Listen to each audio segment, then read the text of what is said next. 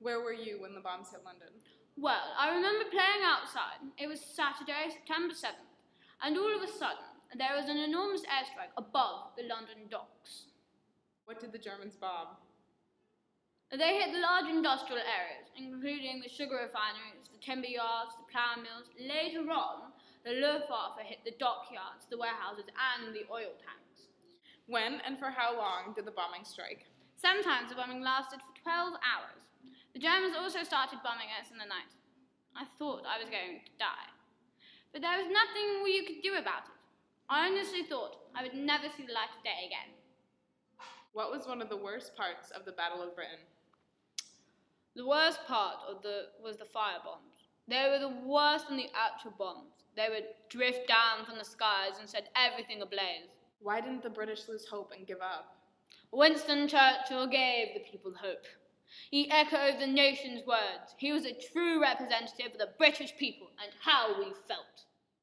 Göring got Hitler to accept his plan, which was to extort peace by bombing, and soon enough, the plan was put into action. What was the greatest difference between the Luftwaffe and the RAF? The Germans were significantly more professional.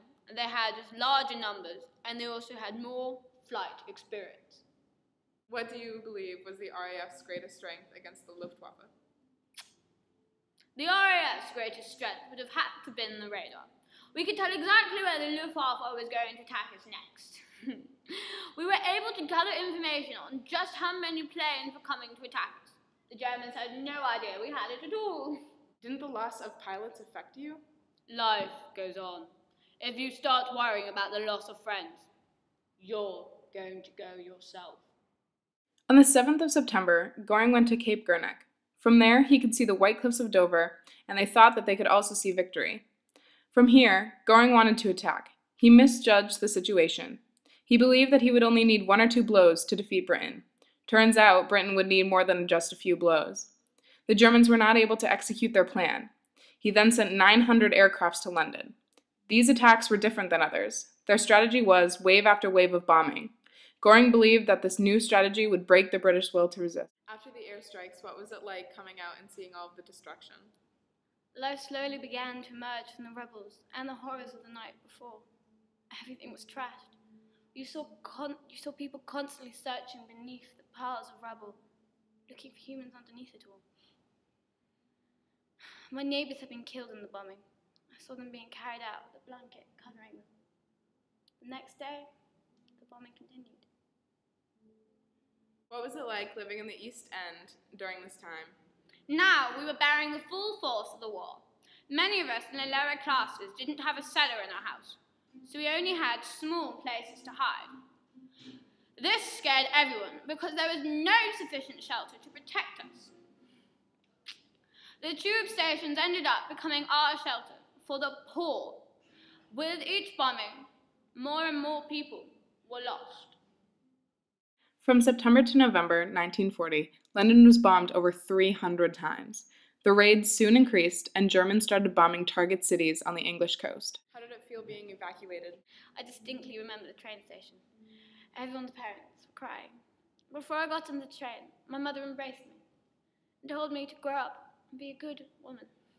At the time, I thought how odd of her. I realize now that perhaps my parents thought they would never see me again. The Luftwaffe chief desired a result. The deadline that Hitler had given him was coming to an end. The biggest attack on London so far was on September 15th. The Luftwaffe used everything that could fly and drop bombs. Yet, the RAF had adjusted to German tactics. They had the world's most advanced air defense, radar, and intel specialists who were in charge of their defense. 500 German bombers plus over 600 fighter planes were met by nearly 700 Hurricanes and Spitfires. September 15th was the blackest day for the Luftwaffe. The Luftwaffe was finally defeated. Hitler, furious at the results, stopped all daylight bombing. This would have a huge effect on the battle. How did you feel during the nightly terrors on England? People were being killed everywhere. It was a frightening experience. Every night I went to bed thinking, am I going to be alive in the morning? You said your prayer. Didn't you hope for the best? In mid-November, the Germans started attacking other major cities like Bristol, Cardiff, Liverpool, Sheffield, Coventry, Belfast, and Southampton. On the 14th of November, the largest raid outside of London occurred. 450 German bombers participated. The real test of morale came with the Coventry bombing. How did you feel during the bombings of Coventry? I will tell you this. If someone had told me that England was going to surrender, I would have told them, thank the Lord. The next day was the largest mass burial that Great Britain had ever seen. There was barely a family who hadn't lost a member in Coventry. The bombings on May 10th, 1941, was the last big raid on London. It was a senseless display of strength. On the very same day, Rudolf Hess went to Scotland in a last mad attempt for peace. Churchill didn't want anything to do with Germany's peace offer, so he locked Hess up. In October of 1940, Hitler ended the air war with Britain. What did this mean for England? England was now safe from invasion.